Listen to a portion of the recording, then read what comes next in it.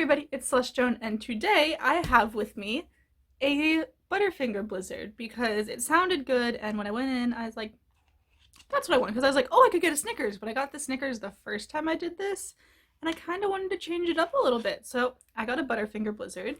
And today I wanted to talk a little bit about, like, plots and how many plots are too many plots within, like, a book. So, like, plots and kind of, like, subplots, because as I was at work today, I got a thought of, because let's back it up a second. I am rewriting something for NaNoWriMo, and I will be talking about that a little bit more next week. Like when NaNoWriMo is about to begin, I'll make a video on all of that. But I had an idea for this rewrite because I introduced a new character that wasn't in the previous version. So I introduced this new character, and I'm like, I really want to get into his story because most of the books that I write are at least in two different points of view. So you get like two different stories happening at the same time that coincide with each other. And I was just like, okay, this story's gonna be one point of view because two would just be way too many. I understand that. I outlined the entire thing for this one point of view. And then as I was thinking today, I said, I got a really good like story idea for him and for like his plot, because I need to know what goes on in my side characters' lives. They are just as important as my main characters. They make my main characters who they are. So I got this idea for the side character and his plot and how it all intertwines with the main character. And I'm just, the entire time I've been thinking about it, I'm thinking, is this too much? And I have zero idea. And I don't think I'll have any idea until I actually start writing the thing and finishing the thing. And I'm gonna try to include as much of it as I can because it really, it's such a contrast from what my main character's going through, even though they're like, so they're going through something similar, but in like two different ways, if that makes sense. I don't know, but I'm thinking how many of like these subplots are too many, because I have the main character's main plot, which is like the overarching plot throughout the story and their storyline. So I have all of that. And then I originally had my main character's best friend, like in the first draft, he had his own point of view and he had his own whole storyline and plot, and I got rid of that. And then I added it back in as a subplot for this version because I was just like, I need something to keep like the story interesting when the main character is not going through something interesting. Like the entire thing is interesting, but like I just needed something else to like kind of give focus on that can, sounds so bad, that can make her like feel guilty for like, I don't know how to explain it, but basically she finds out what he's been going through and she feels guilty for unloading all her problems onto him. Even though, like, so there's that entire thing. So I wanted to keep at least part of his story in it. And now I'm thinking, well, I don't know if his part is big enough for readers to actually care. So I'm thinking I could just get rid of that. But, like, I think what I'm gonna do is, like, kind of sprinkle it throughout the story. So, like, the reader might catch on that there's something not right there, and then later in the book, like, the reader, like, everyone will know what's been going on, and then the main character's like, I had no idea because she's been dealing with so much other stuff.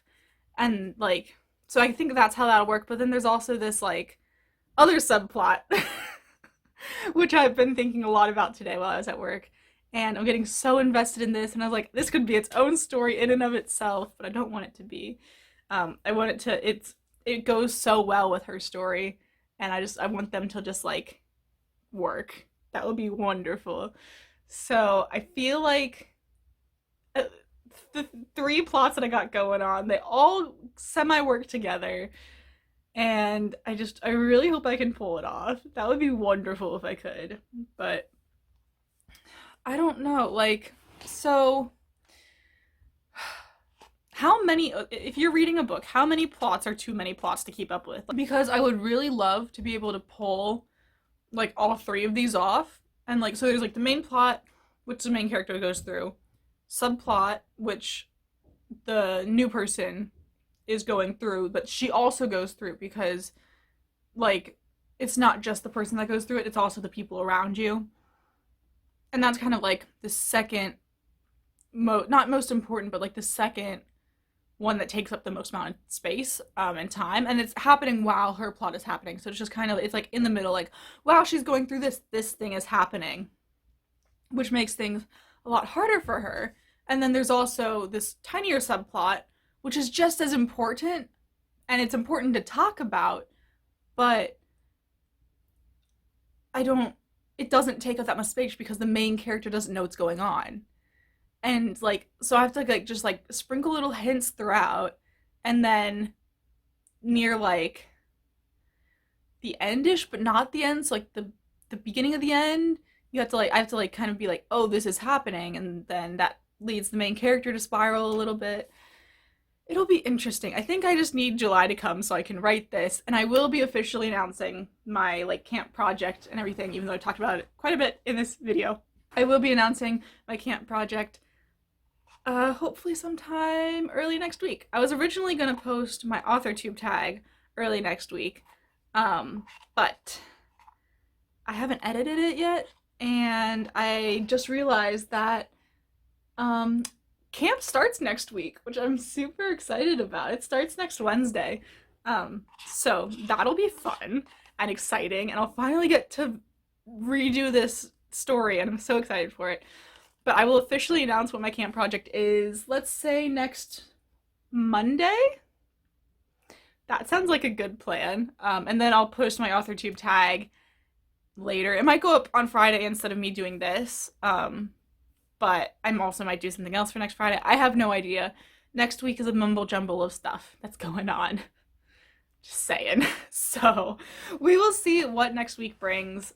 But I'm super excited for camp, and I'm super excited to explore all of these different plots and figure out what goes on in my character's life. If you would like to join me for my Camp Nano experience this upcoming month, hit the subscribe button down below. It means a lot to me.